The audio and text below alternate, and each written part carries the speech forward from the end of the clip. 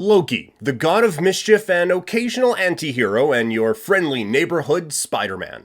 While they have coexisted in the same universe, they have never come across each other, so it begs the question, what would happen if these two came to blows? We'll dive into the lore, explore their iconic comic book moments, and even consider their big screen adaptations to get a comprehensive understanding of what these two powerhouses bring to the table to finally settle the debate. Now, let's get into it. Loki with the scepter would easily overpower Spider-Man, especially the MCU version. With the scepter, Loki has control over people's minds, energy projection, and the ability to project himself to other realms. It's a game changer for him. So instead, let's consider regular Loki versus Spider-Man in No Way Home. Loki is a frost giant raised in Asgard, and as such, has super strength and durability, although not on the same level as Thor. Loki has gone toe-to-toe with Thor and has impressive durability, surviving blasts from the Destroyer, and a beating from the Hulk. He has also survived falling out of the Rainbow Bridge and a massive explosion on Asgard. Loki's durability is a significant advantage, and while Spider-Man doesn't possess Quicksilver's speed or flight abilities, he is comparable to Loki in terms of strength and physical prowess. Loki's greatest weakness lies in his tendency to act impulsively without fully considering the consequences.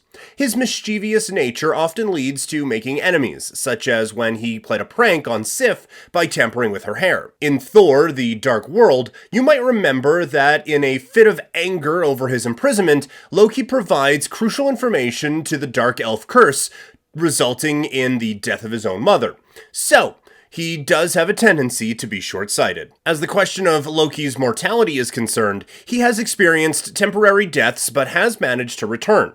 But even besides that, Loki possesses an array of formidable abilities and powers. His strength, durability, and longevity far surpass those of humans.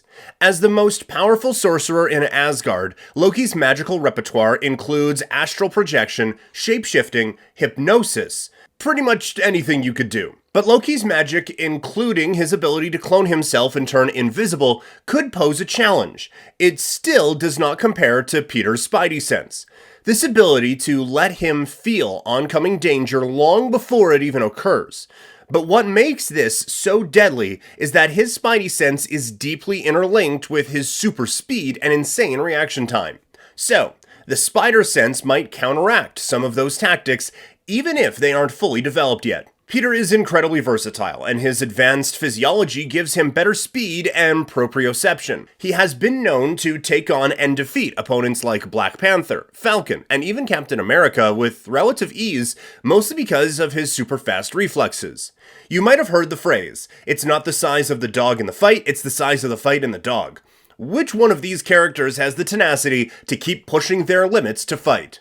One could argue that Peter possesses great quantities of mental fortitude, for instance when he breaks out of Doc Ock's nanobot control through sheer willpower. Loki is also very tenacious, but only when it comes to getting what he wants. He would rather keep away from a fight and would resort to magic to get his way. Peter definitely has the edge when it comes to willpower. He will do whatever it takes to win. Spider-Man's most iconic ability is his web slinging. Using his web shooters, which he invented himself, he can shoot strong, adhesive webs that act as ropes or nets. This allows him to swing through the city, propelling himself from building to building with remarkable speed and precision. Peter can also create web-based constructs such as web shields, web projectiles, and web traps to aid him in combat and navigation. He could potentially use them to overpower Loki if he can get the drop on him. But Loki is a sorcerer, and kind of like Doctor Strange, he can see, predict, and anticipate attacks. So, Spider-Man has his spider sense, and Loki has his sorcery. Which one is more effective is largely dependent on the writer.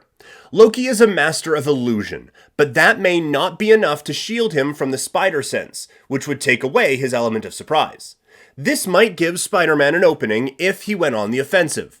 But since the spider sense is more about defense than offense, I give the edge to Loki's sorcery, which is very much both offensive and defensive. Now Spider-Man has faced and beaten stronger foes, but he, as far as I know, has never beaten Loki on his own. Again, this is more about the writers and has little to do with actual strength or power. If you're wondering, Spider-Man and Loki have come at odds in the comics. But it didn't turn out exactly as you might expect. Spider-Man's battle with Loki was one of the most unconventional. He tried to fight Loki like he normally would, but this was pretty hopeless, as Loki is Spider-Man's superior in every way. So instead, Spider-Man decided another tactic. He showed Loki how great New York was. Spider-Man showed him the sights, got him a hot dog, and just kind of befriended Loki for a few hours, something that not many have tried. This actually worked, as Loki abandoned his scheme thanks to Spider-Man's outside-of-the-box thinking.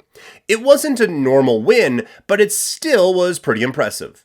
But anyway, Loki's durability and magical abilities give him the edge in this fight. He has proven to withstand significant damage and outlast powerful opponents.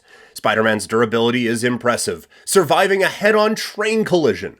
But it's uncertain if he can endure the same level of devastation that Loki has to offer with his magic. Unless Peter goes running back to Doctor Strange, I don't think he wins this battle.